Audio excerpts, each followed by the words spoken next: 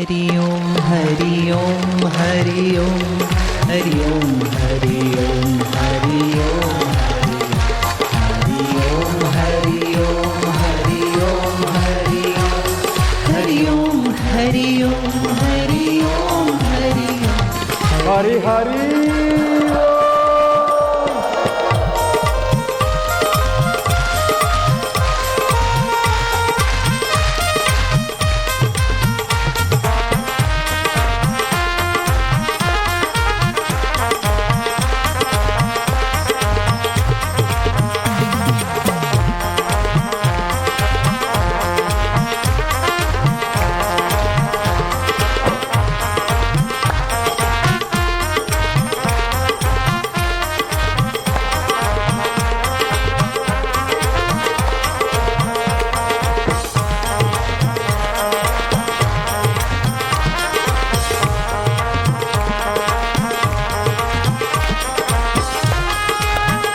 हरि बोल।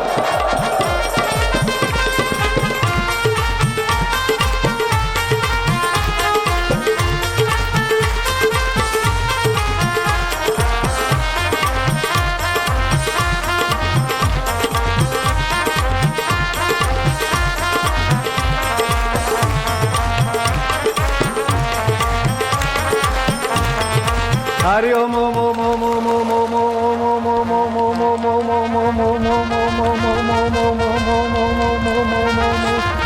प्रभु जी ओम ओम, प्यारे जी ओम ओम, मेरे जी ओम ओम ओम ओम ओम ओम ओम ओम। हरि ओम ओम ओम ओम ओम ओम ओम ओम ओम ओम ओम। परमात्मा ने ओम ओम ओम ओम ओम ओम।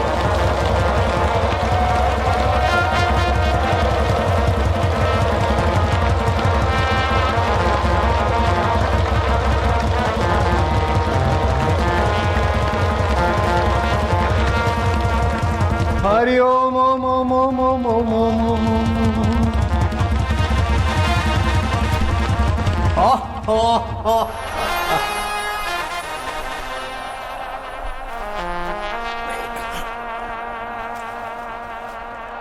बैठो लाला लालिया।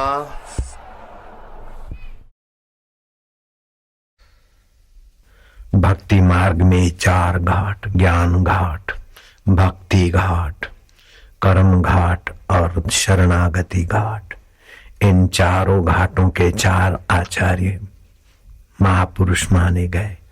सभी महापुरुषों के महापुरुष शिव जी ज्ञान घाट के आचार्य, काकभूषण जी भक्ति घाट के आचार्य, याज्ञवल्लभ जी कर्म घाट के आचार्य और शरणागति घाट के गोस्वामी जी आचार्य माने जाते।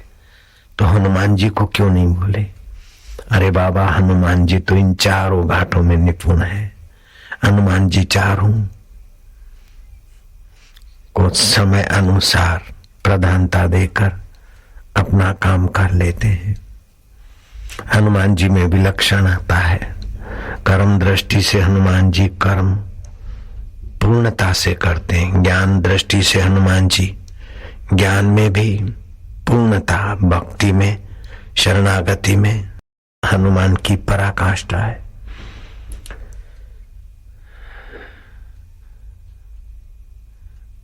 आप ध्यान देना, जो ज्ञान घाट के अति करते हैं, ज्ञान मार्गी हैं, वो बोलते हैं भाई छोड़ो, ये शरीर नश्वर है, अनित्य है। अरे मन, ये 2 दिन का मेला रहेगा, न कायम यह हरदम झमेला रहेगा। कंधे पर ठठरी का ठेला रहेगा। तो ये ज्ञान मार्ग के लिए तो ठीक है, लेकिन डॉक्टर के पास मरीज जाए और डॉक्टर बोल दे कि अरे मन, ये 2 दिन का मेला रहेगा, शरीर नश्वर है, इसकी चिंता क्या करते हो, अनित्यानि शरीराणि वैभव न शाश्वत। तो डॉक्टर बेवकूफ है और मरीज परेशान हो जाएगा, सिर कूट लेगा।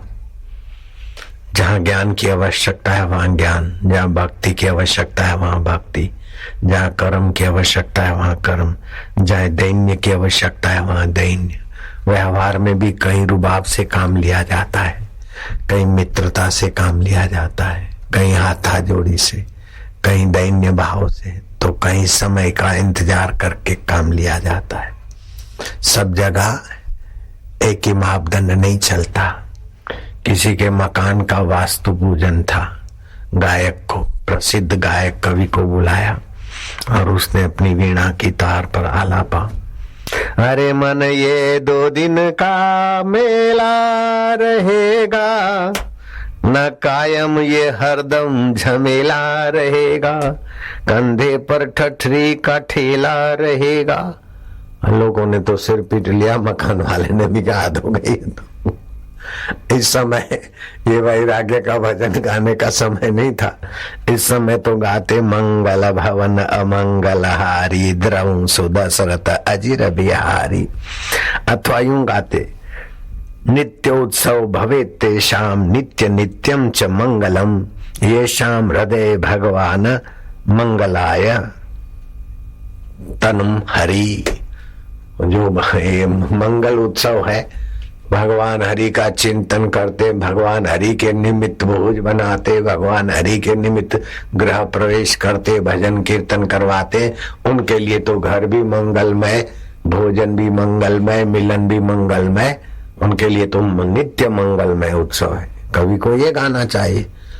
जहाँ वास्तु पूजन हो रहा है वहां गा रहा है, अरे मन ये 2 दिन का मेला न रहेगा, न कायम यह हरदम झमेला रहेगा, कंधे पर ठठरी का ठेला रहेगा।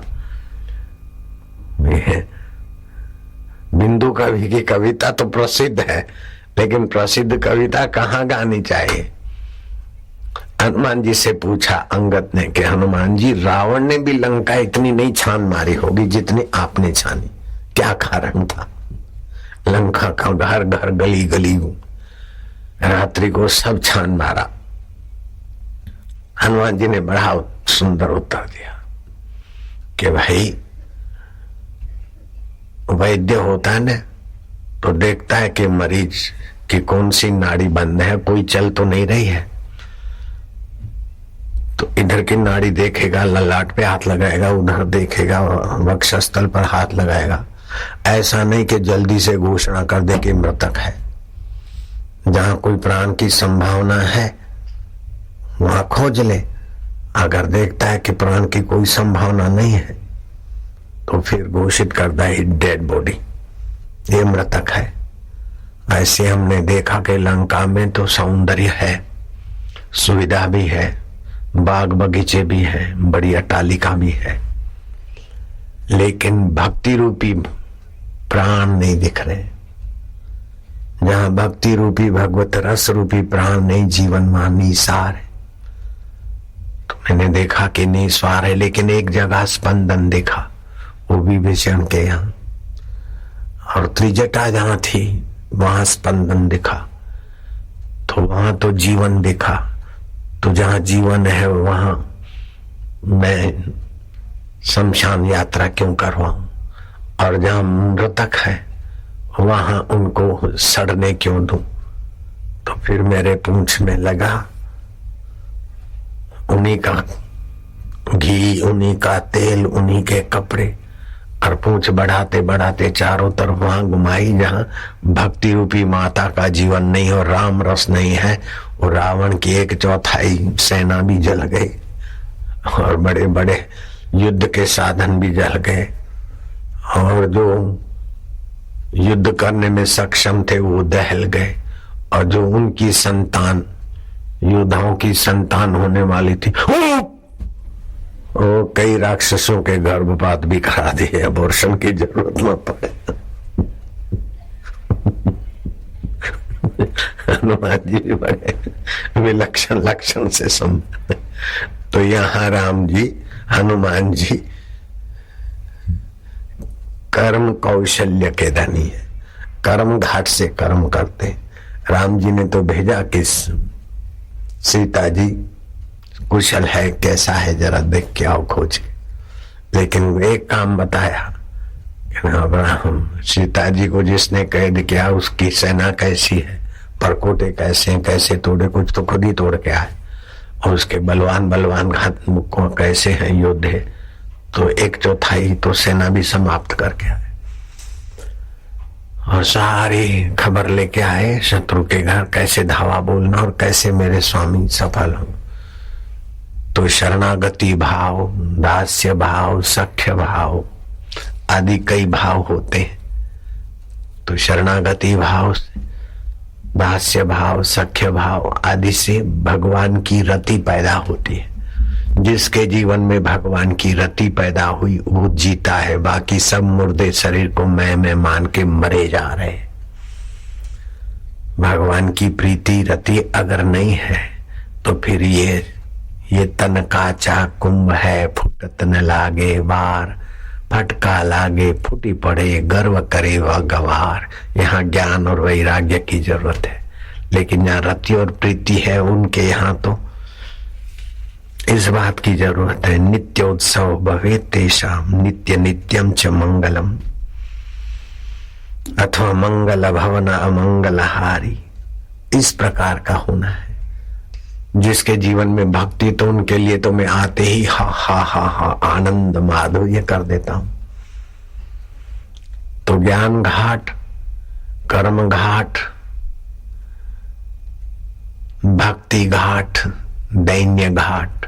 हनुमान जी दैन्य तो इतने इतने लघु हो जाते हैं कि शीर्षा के मुंह में घुसकर भाई ले, यहाँ छोटा बनना है तो इतने छोटे बन जाते, और बड़ा बनना है तो इतनी विशाल काया बना देते कि सीता जी बोलते बस बस बस, देख लिया हो जा, वैसा हो जा जैसा था वैसा। तो राम जी में तो ये चारों घाटों की यात्रा का समन्वय हमारे साधकों के जीवन में भी सभी बातों का समन्वय हो। इसीलिए मैंने बेजू बावरा की बात कही थी और उसका शिष्य था गोपाल।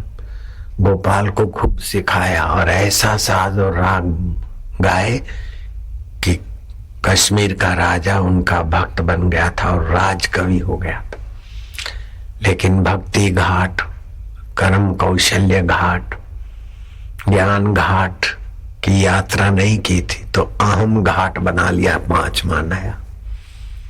मेरी बराबरी का कोई कवि नहीं है और मेरे से करे प्रतिस्पर्धा, अगर मुझे हरा दे तो मैं सिर खटाऊंगा, ऐसा मैं कड़ा हो गया। अगर मेरे को नहीं हराया तो उसको सिर बलि देना पड़ेगा। कईयों के सिर हर लिए, कई कवियों की पत्नियां और उनके बच्चे अनाथ हो गए। बेजू बावरा को पता चला कि विद्यार्थी लोगों को आह्लादित करने के लिए, आनंदित करने के लिए, भक्ति और भगवान की महत्ता बताने के लिए इस मूर्ख ने अपनी विद्या को अहम पोषने के लिए यश का साधन बना दिया है। न ये भक्ति घाट पर चल रहा है, न कर्म घाट पर, न दैन्य घाट पर, न ज्ञान घाट पर। इसका घाट ही अहम घाट है। ये अहम घाट पर सारी दुनिया भागी जा रही है। वो अहम घाट डुबा डुबा के डुबाता है, सता सता के सताता है, पचा पचा के पचाता है, गिरा गिरा के गिराता है। जैसे धोबी कपड़े को घुमा घुमा के दे, फिर से दे, और कहीं कमी लगी तो दे जरा ब्रश, और कमी लगी तो दे जरा साबुन, और देखता है कि ज्यादा कुछ गड़बड़ तो दे कोई केमिकल, दे घुमा घुमा के। अहम घाट वालों की बहुत बुरी दशा होती। अहम घाट को बंद करो, इन 4 घाटों पर गोता मारो तो मंगल होगा। मंगल भवन अमंगलहारी, भगवान मंगलमय है। श्री कृष्ण ने भी बताया कि तुम्हारे कर्म को जान लो। कर्मणो ह्यापि बोधव्यम, बोधव्यम च विकर्मणः, अकर्मणो बोधव्यम, गहना कर्मणो गति। कर्म तो करो, लेकिन कर्म करने का ज्ञान होना चाहिए। किस समय खाना, किस समय उपवास, किस समय किसके साथ कैसा बोलना और कब चुप होना। मार्च, अप्रैल, मई, जून ये दही खाने की ऋतु नहीं है आयुर्वेदिक के हिसाब से। तो ये ज्ञान घाट है, कर्म में ज्ञान घाट है व्यवहार। तो ज्ञान घाट का भी उपयोग करें। ज्ञान घाट आरोग्यमय ज्ञान घाट है।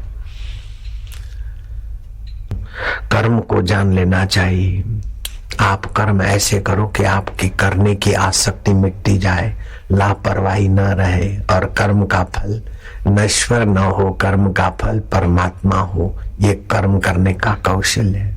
दूसरे तो होते हैं विकर्म, कर्म में तो तुम होशियार होते हो, लेकिन उस कर्मों से अहम पोषते हो, लालच और वासना पोषते हो। वासना की सीमा हो तो ठीक है, लेकिन अहम की सीमा, धन के लोभ की सीमा, धन इकट्ठा करो लेकिन उसकी भी सीमा रखो। थोड़ा यश पालो लेकिन उसकी सीमा रखो। फिर धीरे धीरे सारे कर्मों को अकर्म में ले जाओ। कर्म तो करो लेकिन उसमें फल की इच्छा ना रखो, कर्तृत्व भाव ना रखो, अहंकार ना रखो, आसक्ति न रखो, तो आपका कर्म अकर्म हो जाएगा। अकर्म होते ही आपके हृदय में ऐसी दिव्यता आएगी कि आप न चाहेंगे फिर भी मान आपके पीछे पड़ेगा, न चाहेंगे तब भी संसार आपके पीछे पड़ेगा, आप न चाहेंगे तभी भी यश आपके चहुं ओर होगा। आपको इच्छा नहीं रहेगी। आप कर्म को अकर्म बना दीजिए। अगर धन का अहंकार है तो बड़े धनियों को सोचो, चतुराई का अहंकार है तो और चतुर मर गए, उनका ख्याल रखो। सौंदर्य का अहंकार है तो और किसी सुंदरों को देखो, कई चट हो गए। मत कर रे गर्व गुमान, गुलाबी रंग उड़ी जावेगो, फीको पड़ी जावेगो, माटी में मली जावेगो। काई रे लायो भाया, काई लई जावेगो, धन जोबन थारा, जोर जवानी अठे मिली जावेगो, वीरा पाछो नहीं आवेगो। धन जोबन का करे गुमान, सो मूर्ख मंद अज्ञान। गुमान करना है तो मैं प्रभु का हूँ, प्रभु मेरे है। परमात्मा सत्य है तो मैं भी सत्य हूँ, परमात्मा चेतन है तो मैं भी चेतन हूँ, परमात्मा ज्ञान और आनंद स्वरूप है तो मैं उनकी संतान हूँ। मरने वाला शरीर में नहीं हूँ, बीमार होने वाला शरीर में नहीं हूँ, दुखी होने वाला मन में नहीं हूँ, राग द्वेष से सनी हुई बुद्धि में नहीं हूँ। मैं बुद्धि को भी जानता हूँ, मन को भी जानता हूँ, बीमारी को भी जानता हूँ। मैं ज्ञान स्वरूप मेरे प्रभु का हूँ। प्रभु जी, प्यारे जी, आनंद देवा, ऐसा अहंकार कर। ये ज्ञान संयुक्त इन चार घाटों में से किसी घाट पे भी तू ना, किसी घाट के भी तू मंजन कर ले। अपना अहंकार का पंचम घाट रावण ने बनाया, बड़ा भारी हो गया। आजकल तो लोग न जाने कितने कितने घाट बना रहे हैं। उन घाटों से आप अपने को बचाइए। श्री राम जी के सेवक हनुमान ने इन चार घाटों में से ऐसा ऐसा भाई, ज्ञान में भी ज्ञानी नाम अग्रगण्य, भक्ति में भी दास भाव में भी और कर्म में भी सखा भाव में हनुमान जी ने क्या कमी रखी। आप हनुमान जी के पद चिन्हों पे चलिए। आद्य शंकराचार्य, वल्लभाचार्य, रामानुजाचार्य और भी महापुरुष जो सतपुरुष हो गए, उनके पद चिन्ह पर चलिए। अपना खूब शो किया, एलोजन लगाया, बड़ा पंडाल किया, बड़ा ये किया और बड़े भाषण किए, मेरा प्रभाव पड़े, मेरा प्रभाव पड़े। अरे भाई, इस मरने वाले शरीर का प्रभाव कब तक रखोगे भैया? इसके प्रभाव को छोड़ो, उस परमात्मा के प्रभाव में खुद डूब जाओ। दुनिया तुम्हारे पीछे पीछे चलेगी, लेकिन दुनिया पीछे चले इस वासना के घाट को बनाना नहीं। कबीरा मन निर्मल भयो, जैसे गंगा नीर, पीछे पीछे हरि फिरे। जिसने अपना अहम छोड़ दिया उसके पीछे तो भगवान घूमते, देवता घूमते, इंद्र भी उसका स्वागत करते। यत पदम प्रेप्सवो दीना, शक्रादय सर्व देवता, अहो तत्र स्थितो योगी, हर्षम न उपजायते। जिस पद को पाए बिना इंद्र भी अपने को कभी कभी बोना मानते। इंद्र के आगे तो अप्सराएं नाचे, गंधर्व गाए, साजी साज बन जाए, तब इंद्र को मजा आए। लेकिन आत्मज्ञानी ब्रह्मज्ञानी महापुरुष तो जरा सा नजर डालता है, लाखों आदमी शांति, आनंद, माधुर्य, सद्भाव से संपन्न हो जाते। ब्रह्मज्ञानी की दृष्टि अमृतवर्षी। इन सब विद्याओं का मूल है, विद्याओं का शिरोमणि, विद्याओं का मूल तुम्हारा अंतरात्मा परमात्मा। हम लाखवां हिस्सा अपनी योग्यता विकसित करके बुद्धिजीवी होते हुए इस मरने वाले शरीर के अहम पोषने में मारे जा रहे हैं। रावण भी नंबर 1 में लगे थे, बुरी तरह रगड़े गए। नंबर विशेष ऐसे ही हरीफाई में, स्कूल में, कॉलेज में आप दौड़ धूप करके दूसरे बच्चों को नीचा दिखा के विशेष बनते न, ये अहंकार का घाट आपके जीवन में असंतोष लाएगा और जो हारे हैं उनकी तरफ से बद्दुआ अवसर। श्री रामचंद्र जी खेल कूद में क्या करते थे? देखते थे कि सामने वाला पक्ष हार जाएगा, दुखी होगा, तो स्वयं हार जाते अथवा लक्ष्मण को संकेत करते कि उनका उत्साह बढ़ाना है। लक्ष्मण समझ जाते थे, हार जाते थे और सामने वाले को जिताकर परम जीत में विश्रांति पाते, आत्मसंतोष पाते। सासू बहू को हरा मत बहन बेटी, बाबू की बच्ची नहीं रहो कच्ची, सासू को मान दे स्नेह दे, सासू के आंसू पूछ तो तेरे आंसू भगवान पूछेंगे। बहू को मेरे टोने मार कर उसको सताने, ऐसे ही एक दूसरे के प्रति अपने अहम में आई हुई नीचता को हटाओ। औरों को टोटा चबाने की दुश्चेष्टता के बदले औरों को खीर खांड खिलाओ, तो आपका हृदय भगवत रस से, कर्म योग से, भक्ति योग से, ज्ञान योग से, शरणागति योग से आपका हृदय हनुमंतवत हो जाएगा। दूसरे में दोष देखे नहीं, दूसरे का बुरा चाहे नहीं, दूसरे को बुरा माने नहीं, दूसरे का बुरा सोचे नहीं, दूसरे का बुरा करे नहीं, तो आप बुराई रहित हो जाएंगे। आपने दुनिया की बड़ी सेवा कर ली और आपके द्वारा जो भी होगा सेवा ही सेवा हो जाएगा। एकदम मंगलमय सूत्र है। या तो श्रेष्ठ पुरुष की सेवा करिए, या तो श्रेष्ठ बनकर फिर सेवा करिए, अथवा श्रेष्ठ होने के लिए प्रभु को अर्पण करते हुए सेवा करिए, आपका परम मंगल हो जाएगा। मंगल भवन अमंगलहारी। तीर्थ नाए एक फल, धर्म लाभ होता है, वातावरण का फायदा मिलता है। संत मिले फल 4, धर्म अर्थ काम और मोक्ष के फायदे होते हैं। लेकिन सत्संग नहीं मिला तो तीर्थ का परिश्रम करके थोड़ा पुण्य लाभ करके लोग बेचारे बहिरंग साधन में बहिर्मुख होके थक के चले जाते। तीर्थ में आने का फल यही है कि उच्च कोटि का सत्संग मिले, उच्च कोटि की समझ मिले, ऊंचे में ऊंचे परमात्मा में जगे हुए महापुरुषों का अनुभव संपन्न सत्संग मिले।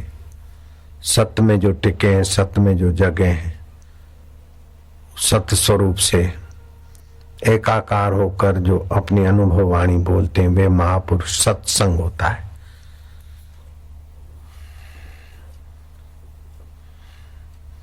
आरती करूं कुंज बिहारी की, ये सब ठीक है। भय प्रगट गोपाला, ये सब अपनी अपनी जगह पर, जय शिव ओमकारा, ये सब ठीक है। स्तोत्र पाठ से महत्व का पता चलता है साकार भगवान का। जप ध्यान से एकाग्रता आती है, लेकिन फिर भी जीव के सब दुख नहीं मिट सकते। जिनकी आरती करते वो स्वयं भी प्रकट हो जाए तभी भी कुछ बाकी रह जाता है। प्रचेताओं ने तप किया, भगवान शिव प्रकट हुए। वरम ब्रूयात, वरदान मांगा कि भगवान नारायण का दर्शन हो जाए। श्रीमद् भागवत में आता है भगवान शिव जी ने मंत्र दीक्षा दी, भगवान नारायण का स्तवन पाठ आदि दिया। एकांत में रहना, ब्रह्मचर्य का पालन करने से ब्रह्म नाड़ी पुष्ट हुई, ब्रह्म संकल्प साक्षात हुआ। भगवान ब्रह्म स्वरूप नारायण प्रकट हुए। नारायण की स्तुति की प्रचेताओं ने। भगवान नारायण ने कहा कि जैसे मरुभूमि में वृक्ष मिलना, हरियाली होना कठिन, ऐसे युवा अवस्था में विवेक होना, संयम होना, साधना होना ये बड़ी कठिन, फिर भी तुमने कर दिखाई, मैं तुम पर प्रसन्न हूं। 3 चीजें महा अनर्थकारी है, यौवन, आरोग्य और संपदा। यौवन में भोग भोगेगा, आरोग्य होगा, विकारी जीवन होगा, संपदा होगी तो बस। और अविवेक, ये 4 चीजें इकट्ठी हुई तो व्यक्ति कितना भी धन संपत्ति यौवन आरोग्य का धनी हो, सत्यानाश कर देगा अपना। अगर सत्संग है, विवेक है, तो इन तीनों चीजों का सदुपयोग होगा। यौवन का सदुपयोग, सत्य के लिए संयमी जीवन, आरोग्य का सदुपयोग, ध्यान, धारणा, सत्संग आदि। धन का सदुपयोग, शास्त्र पढ़ना, दूसरों तक शास्त्र पहुंचाना, संस्कृति की सेवा, माता पिता की सेवा, सत्पुरुषों की सेवा, अपने आप की सेवा, समाज की सेवा। अगर विवेक होगा तो धन का, यौवन का, आरोग्य का सदुपयोग करके सत्य स्वरूप परमात्मा को पा लेगा।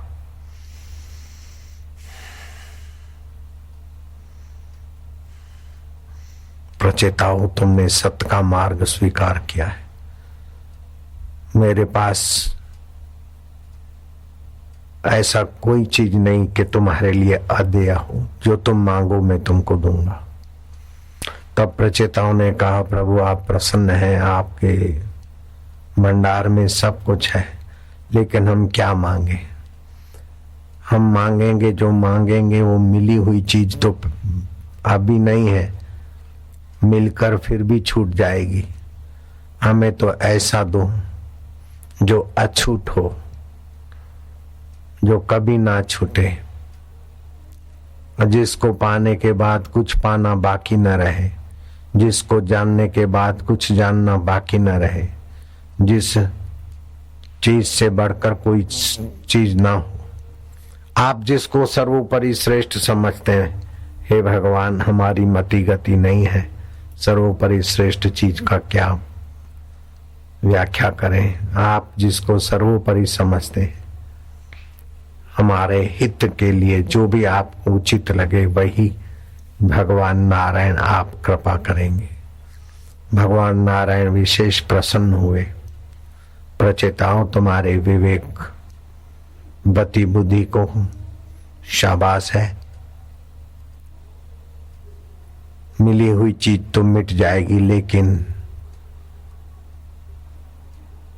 जो पहले था अभी है, बाद में रहेगा, जिसमें स्थूल शरीर, सूक्ष्म शरीर, कारण शरीर का कोई महत्व ही नहीं। बड़े बड़े धन संपदा का महत्व नहीं है, बड़े बड़े राज्य और इंद्र पद का भी महत्व नहीं, छूट जाता है। समाधि का भी महत्व नहीं है, भोग का भी महत्व नहीं है, त्याग का भी महत्व नहीं है। ऐसी चीज तुमको जो पहले था अभी है, बाद में रहेगा, जो तुमसे कभी नहीं बिछड़ा, उस आत्मदेव का ज्ञान तुम्हें देव ऋषि नारद के सत्संग से प्राप्त होगा। मेरा आशीर्वाद है। भगवान नारायण प्रसन्न हुए, भगवान शिव जी के दर्शन हुए, नारायण के दर्शन हुए। उसका फल ये हुआ कि आत्मा परमात्मा का अपने शुद्धमय का ज्ञान देने वाला सत्संग मिलेगा। गंगा में डुबकी मार के चले गए, जो नहीं आते उसकी अपेक्षा डुबकी वालों को शाबाश है, लेकिन केवल डुबकी मारने से काम नहीं चलता, केवल धुन बोलने से भी काम नहीं चलता, आरती और भजन और राग रागिनियां गाने से भी काम नहीं चलता। आखिरी बात तो है सत्संग मिल जाए, विवेक जग जाए। सामान्य विवेक तो खटमल को, कीड़े मकोड़े को भी है कि क्या खाना क्या न खाना, किधर से भागना और किधर रहना। ये शरीर को जिलाने का विवेक, ये तो बहुत तुच्छ चीज है। आत्मा अविनाशी है और जगत विनाशी है। आत्मा परमात्मा नित्य है और जगत और शरीर अनित्य है। इस प्रकार का प्रखर विवेक सत्संग से मिल जाए।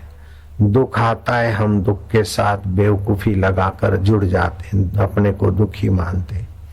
सुख के साथ जुड़ जाते हैं, अपने को सुखी मानते हैं। बालकपने के साथ जुड़ जाते हैं, हम बच्चे हैं। किशोर अवस्था के साथ जुड़ गए, हम किशोर हैं। बालक मरा तो किशोर पैदा हुआ, किशोर मरा तो जवान पैदा हुआ, जवान मरा तो बुढ़ा पैदा हुआ, बुढ़ा मरा तो क्या पैदा हुआ?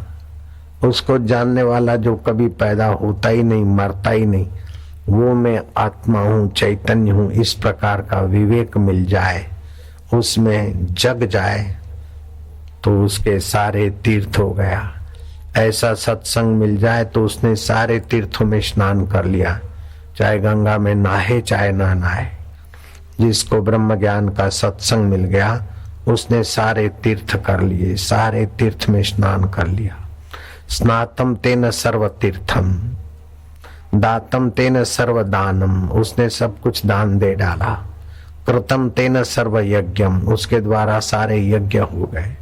ये न क्षणम मन ब्रह्म विचारे स्थिरम कृत्वा, उस ब्रह्म परमात्मा के विचार में जिसने अपना सत्संग के द्वारा मन लगा दिया उसने सारे तीर्थों में स्नान कर लिया, सारे यज्ञ कर लिए, सारे पितरों का तर्पण कर लिया, सारा सब कुछ कर लिया। स्नातम तेन सर्व तीर्थम दातम तेन सर्व दानम कृतम तेन सर्व यज्ञम, उसके द्वारा सारे तीर्थ हो गए, सब दान हो गया, सब यज्ञ हो गए।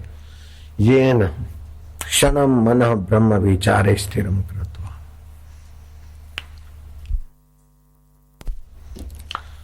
सर्वम अधितम तेन, उसने सब अध्ययन कर लिया।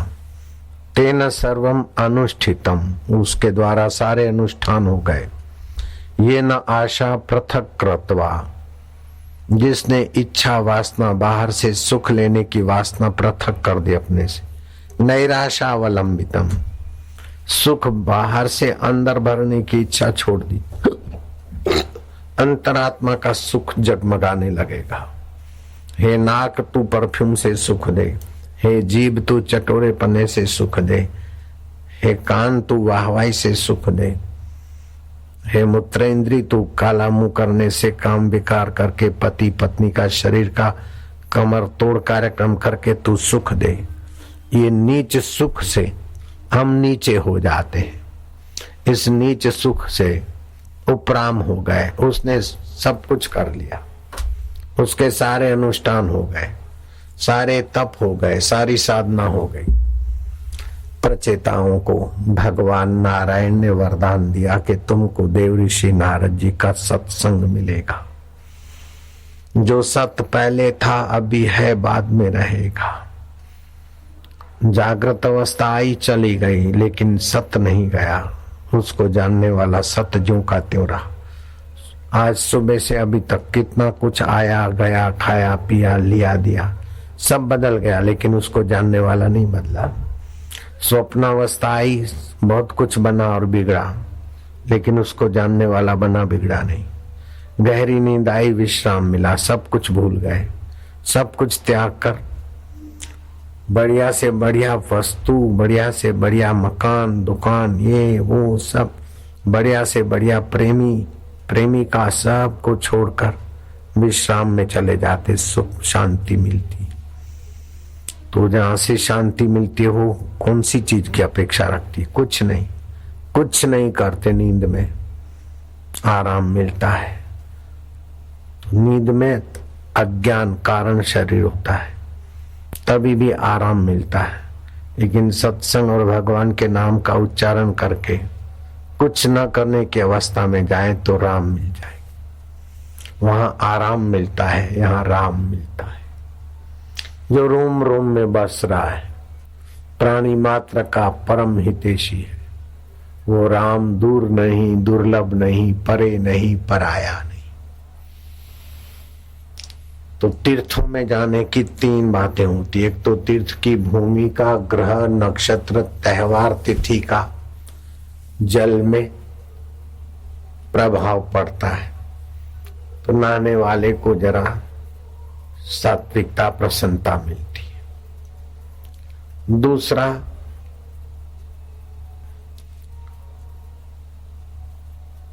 धर्म अनुष्ठान, यज्ञ याग हवन होम दान पुण्य आदि सूक्ष्म शरीर को, स्थूल शरीर को स्वास्थ्य लाभ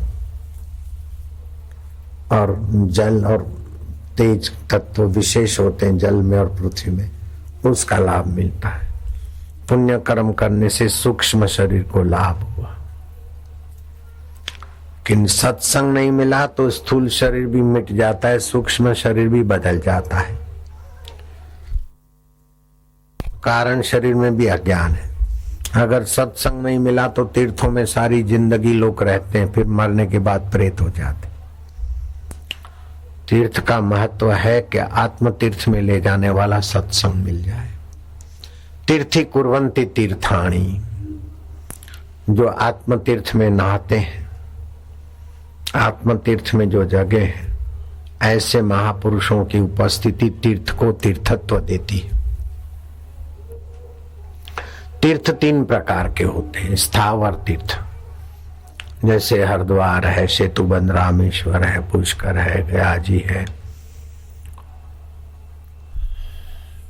अयोध्या है, मथुरा है, काशी है, सेतुबंध, रामेश्वर आदि। इसको स्थावर तीर्थ बोलते हैं, जहाँ आत्मा परमात्मा को पाए हुए महापुरुष रहते हैं अथवा मिलते हैं, चलते फिरते कहीं सत्संग करते हैं, आज इधर, 2 दिन के बाद उधर, 5 दिन के बाद उधर। उनको जंगम तीर्थ बोला जाता है। ऐसे महापुरुष जहाँ होते हैं वो माहौल तीर्थमय हो जाता है। तीसरा होता है सात्विक तीर्थ, स्थावर तीर्थ, जंगम तीर्थ, महापुरुष जहाँ होते। तीसरा होता है सत्व प्रधान तीर्थ, दया तीर्थ, क्षमा तीर्थ, सत्य तीर्थ, ब्रह्मचर्य तीर्थ, पवित्रता तीर्थ। तो अब हम आत्म तीर्थ की यात्रा करेंगे। आत्मलाभान परम लाभम न विद्यते, आत्म सुखात परम सुखम न विद्यते, आत्मज्ञानात परम ज्ञानम न विद्यते।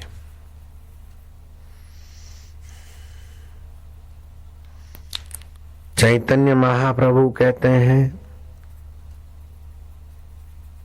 कि गीता की व्याख्या करने की क्या आवश्यकता है, क्योंकि गीता की व्याख्या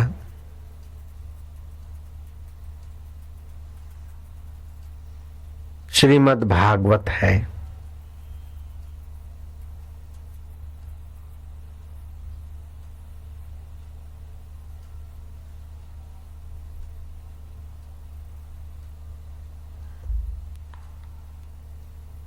उपनिषदों की व्याख्या श्रीमद् भागवत है।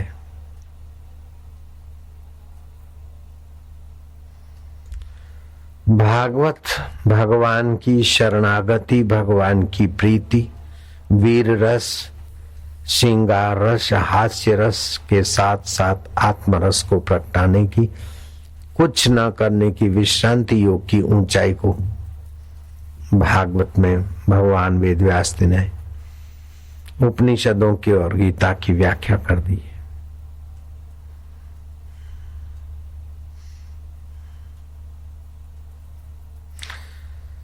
वल्लभाचार्य कहते हैं जो वेद में, उपनिषद में और ब्रह्म सूत्र में स्पष्ट नहीं हो पाया वो भगवान वेदव्यास ने भागवत में स्पष्ट कर दिया है।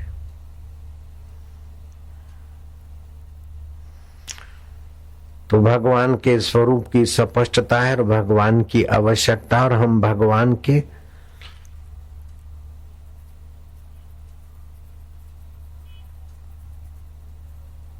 अमृतमय पुत्र हैं।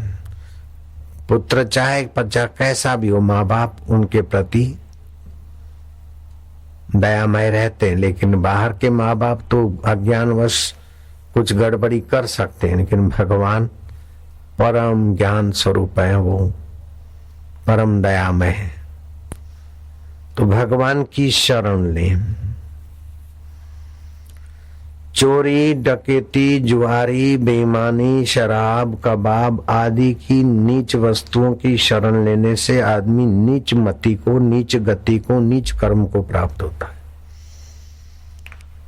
पुलिस या रिश्वतखोरों की शरण लेने से भी आदमी नारकीय गति में जाता है।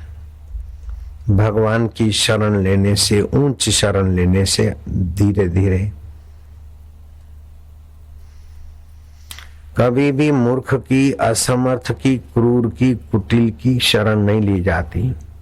शरण ली जाती है सर्वसमर्थ की, सर्वज्ञ, सर्वसमर्थ और परम दयालु। वो परम दयालु तो परमात्मा है, सर्वज्ञ परमात्मा है, सर्वसमर्थ परमात्मा है।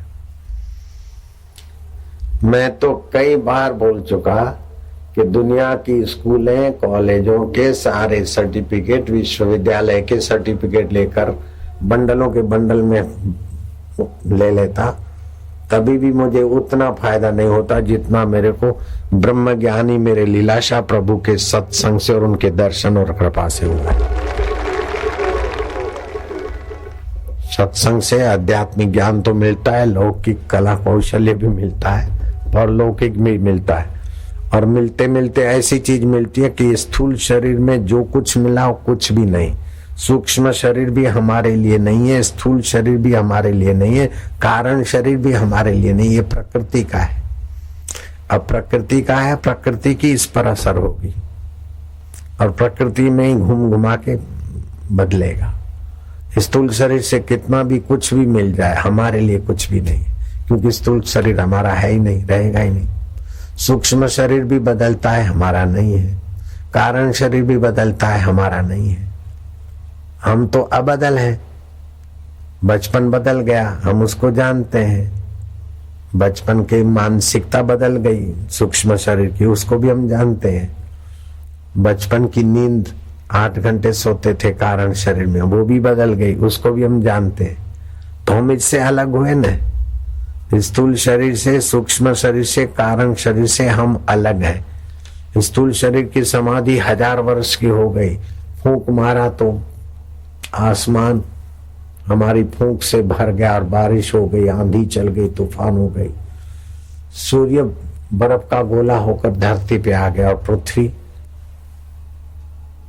आकाश में उड़ने लगी। ऐसी शक्तियां, योग्यताएं फिर भी हमारे लिए नहीं है। हम धोखे में दूसरों को धोखे में डालने की लीला हुई, माया हुई। हमको लोग भगवान माने अथवा हमारे सिद्धांत का प्रचार भी हो जाए, तभी भी हमारे लिए वो कुछ नहीं हुआ।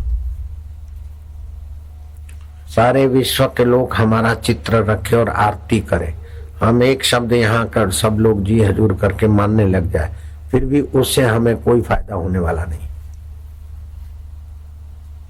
ये फायदा होगा स्थूल शरीर को, स्थूल शरीर हम है नहीं।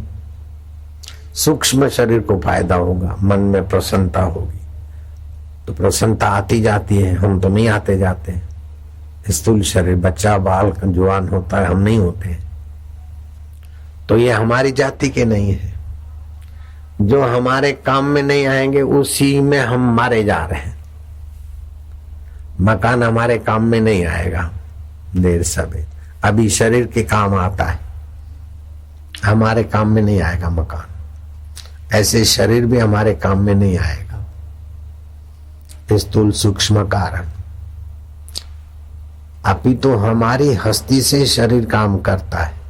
स्थूल सूक्ष्म कारण, हमारी मौजूदगी के बिना इनकी मौजूदगी टिक नहीं सकती, और इनकी अमौजूदगी में भी हम मिट नहीं सकते। हमारा ऐसा असली स्वरूप है। इसका ज्ञान जब गुरु कृपा से होता है तब पता चलता है कि वाहियात मेहनत कर रहे हैं। बिछड़े हैं जो प्यारे से दर बदर भटकते फिरते हैं। इदम तीर्थम, ये बड़ा तीर्थ है, ये बड़ा भगवान है, ये बड़ा महात्मा है, ये बड़ा देवता है। अरे बड़े में बड़ा तेरा आत्मदेव। वो सभी में अनुसूत है, उसको पाने की कला सीख ले बस। नहीं तो बड़े में बड़े शिव जी आए तभी भी प्रचेताओं को तो भगवान नारायण के दर्शन की इच्छा हुई, और नारायण मिले तो नारायण ने कहा तुम्हारा परम कल्याण होगा। नारद जी का सत्संग सुनो। नारद जी ने आत्मज्ञान दिया जो मैं तुमको देना चाहता हूं। आप कितने भाग्यशाली हैं और आपको सत्संग में या तीर्थ में आने का कितना भारी फल हो रहा है, ये किसी तराजू में आप तोल नहीं सकते। ब्रह्मा जी की तराजू बनी नहीं, और बने तो टूट जाएगी। ब्रह्म ज्ञान का फल सुनने का कितना होता है, इसका पुण्य कोई तोल नहीं सकता। ब्रह्मा जी की तगड़ी टूट जाएगी। स्नातम तेन सर्व तीर्थम, उसने सारे तीर्थों में नहा लिया। दातम तेन सर्व दानम, उसने सब कुछ दान कर दिया। कृतम तेन सर्व यज्ञम, उसने सारे यज्ञ कर दिए। ये न क्षणम मन ब्रह्म विचारे स्थिरम कृत्वा। प्रचेताओं को ब्रह्म विचार में स्थिर करने वाला सत्संग मिला। अर्जुन को ब्रह्म विचार में स्थिर करने वाला सत्संग श्री कृष्ण की कृपा से मिला। हनुमान जी पर अति कृपा बरसाई सीता जी ने और राम जी ने, तब ब्रह्म विचार में हनुमान जी टिके और पूर्णता पाई। अष्ट सिद्धि नवनिधि के धनी थे। तुमको तो पैदल आना पड़े, गंगा जी में नहाने के लिए धक्का मुक्की सहना पड़े। हनुमान जी तो जहीं जहाँ जाए गोता मार के जा सकते। ऐसी शक्तियों के धनी को भी ब्रह्म ज्ञान का सत्संग की कृपा करने वाले सीताराम की सेवा करनी पड़ी। वो सत्संग आपको मिल रहा है, ब्रह्म ज्ञान का सर्वोपरि है।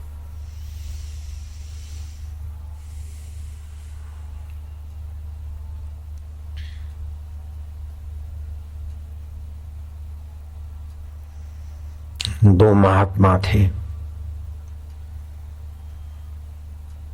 चार धाम की यात्रा करते करते उज्जैन पहुंचे। उज्जैन में सिंहस्थ होता है, कुंभ मेला जैसे हरिद्वार में होता है ना, हर 3 साल में, कभी इलाहाबाद, कभी हरिद्वार,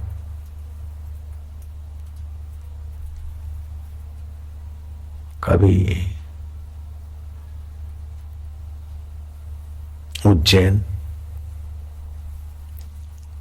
कभी नासिक, हर 3-3 साल में।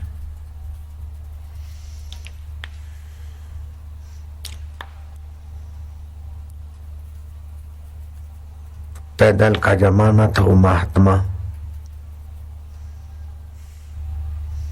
2 युवक छोरे थे, 2-5 साल से सन्यासी बने थे। यात्रा करते करते कुंभ मेले की सिंहस्थ की भीड़ भाड़ थी तो कहीं खेत खलियों के तरफ निकल गए। एक बूढ़े के द्वार पर कहा कि कैसे कुंभ मेले में भीड़ है तो हमको अपना मेहमान मान के। हाँ बोले बाबा कोई बात नहीं, रहो, रहिए। बूढ़े ने 2 खाटें बिछा दी प्रांगण में। अपना जलपान भोजन हुआ।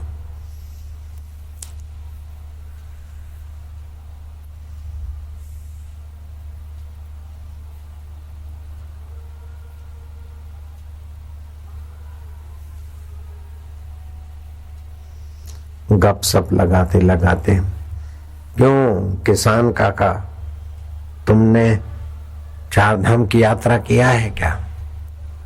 बोले नहीं महाराज, मैं तो काश्तकार हूं, यहीं रहता हूं, कभी गया नहीं। 4 धाम की, 1 धाम की यात्रा किया? बोले नहीं। तुम गंगा नहाए कभी? बोले नहीं। सेतुबंध रामेश्वर देखा है तुमने? बोले मैं नहीं गया। पुष्कर राज में गए कभी? बोले नहीं। प्रयागराज में गए? बद्रीनाथ में? बोले कहीं नहीं। रुद्रप्रयाग, कर्णप्रयाग देखा है? बोले नहीं। हाय, किसके घर आ ठहरे।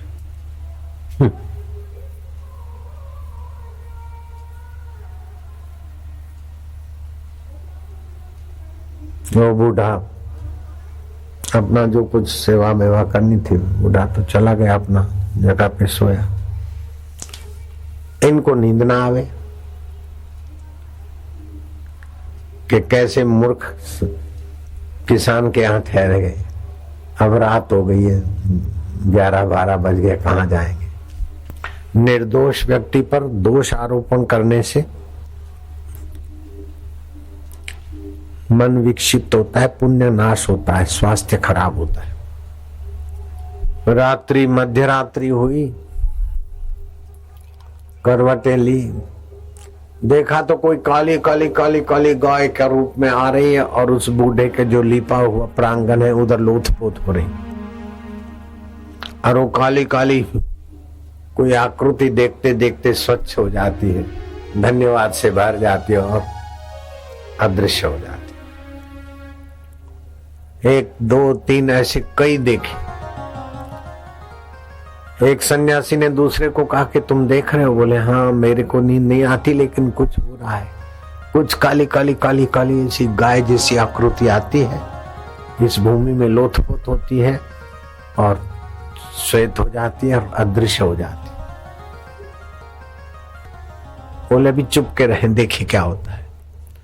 जो बुराई करते हैं वो इतने बुरे नहीं होते हैं। कोई भी आदमी में पूर्ण बुराई नहीं होती, कुछ न कुछ अच्छाई भी होती है। आप जो काले काली आत्माएं आते हो और इधर लोथपोत होते हो, स्वच्छ हो जाते हो, आप कौन हो?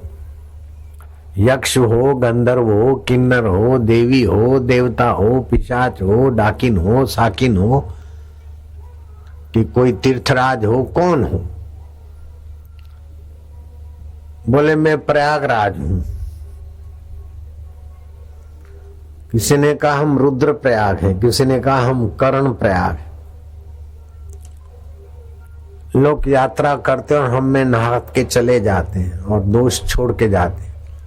जिसको तुम बूढ़ा बोलते हो और बेवकूफ बोलते हो, ये आत्म तीर्थ में स्नान करता है। गुरु की दीक्षा लेकर आत्मा परमात्मा से विश्रांति योग किया है, इसके चरण रज जहां पड़ते हैं वहां हम पावन होने को आते हैं। तीर्थी कुर्वन्ति तीर्थानि। तो एक स्थावर तीर्थ होते हैं, दूसरे चलते फिरते संत जंगम तीर्थ होते हैं, तीसरा सत्य तीर्थ, क्षमा तीर्थ, ब्रह्मचर्य तीर्थ, शुद्धि तीर्थ, और उन सब का फल परम शुद्धि, विश्रांति योग, आत्मा में टिका हुआ पुरुष जहां रहता है वो उसकी चरण रज जहां पड़ती वो महातीर्थ में ये तीर्थ पवित्र होने को आते। मैंने सुनी वो कथा कि गंगा जी ब्रह्मा जी के पास गई कि मेरे इतने लोग नहाते और पाप नाश करके जाते, मुझ में पाप छोड़ के जाते तो कितने पाप बढ़ते बढ़ते आखिर मेरी कैसी दुर्गति हो गई। ब्रह्मा जी ने गंभीर होकर उसका उत्तर खोजने के लिए करमंडलू से 3 आचमन जल लिया, पद्मासन बांधकर ध्यानस्थ हुए आत्म तीर्थ में। कुछ समय के बाद ब्रह्मा जी प्रसन्न वदन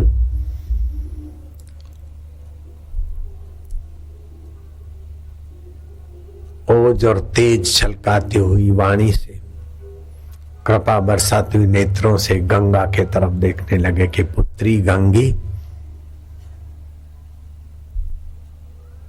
तुम्हारी समस्या का समाधान मिल गया। लोग तुम में नहाएंगे, पाप छोड़ जाएंगे। तुम पाप से बोझिली बनो, उसके पहले कोई न कोई आत्म तीर्थ में विश्रांति, अपने स्थूल शरीर, सूक्ष्म शरीर, कारण शरीर से पर अपने स्वभाव में कुछ न करने की समाहित स्थिति में हो। ऐसे पुरुष जब तुझ में गोता मारेंगे तो तू निष्पाप हो जाएगी।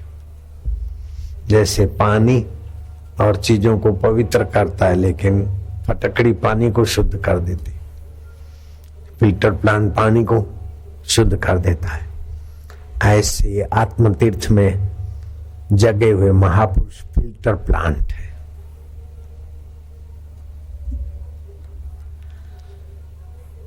तो आत्मा परमात्मा में शांति पाना चाहिए, और वो कठिन नहीं है, दूर नहीं है, दुर्लभ नहीं है। ये पक्का कर लो कि स्थूल शरीर से जो कुछ भी बना, स्थूल शरीर या बिगड़ा, हमारा कुछ बना बिगड़ा नहीं। शरीर बढ़िया हुआ तो हम बढ़िया हुए ऐसा नहीं सोचो, शरीर घटिया हुआ तो हम घटिया हो गए ऐसा ना सोचो। मन बढ़िया हुआ या घटिया हुआ तो अपने को बढ़िया घटिया मत मानो। नींद बढ़िया घटिया आई तो अपने में न मानो, ये स्थूल में, सूक्ष्म में, कारण में। अपने को उस आत्म तीर्थ में स्थित करो।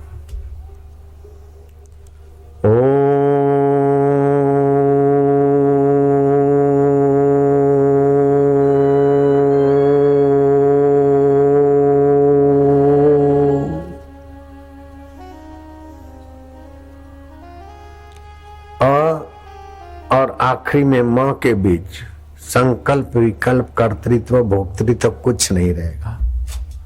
निसंकल्प दशा है। ऐसा 15 मिनट 10 मिनट सुबह शाम दोपहर को आत्म तीर्थ की विश्रांति आपको तो पावन कर देगी, लेकिन वातावरण में भी खूब खूब मंगलमय प्रभाव। वो बूढ़ा अनपढ़ था, किसान था, साधु से कोस रहे थे, फिर भी उसके चित्त में दुख नहीं हुआ। साधु सराहना करो चाहे निंदा करो, क्या फर्क पड़ता है, इस मरने वाले शरीर को बोलते। ठीक है बाबा जी, मैं तो ऐसे ही हूं, आपने दर्शन दे दिया, कृपा कर दी, विराज। आश्चर्य त्रिभुवन जय, ऐसे महापुरुष ने तो त्रिभुवन पर विजय पा ली। रागियों में रागी दिखे, त्यागियों में त्यागी दिखे, भोगियों में भोगी दिखे, ग्रस्तों में ग्रस्त दिखे, साधु में साधु दिखे, फिर भी उठत बैठत वही उठाने का, तो कबीर हम उसी ठिकाने। कबीर जी उसी तीर्थ में थे। पत्थर पूजे हरि मिले तो मैं पूजूं पहाड़, कबीर जी ने बोल दिया। काशी पुजारियों का घर, क्रांति कर दी।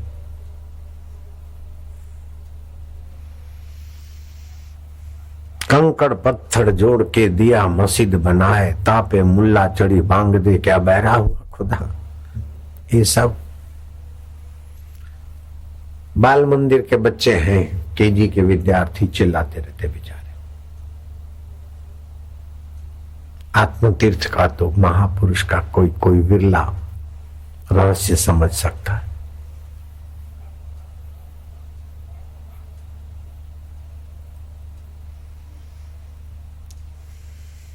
ब्रह्म भूत प्रसन्न आत्मा,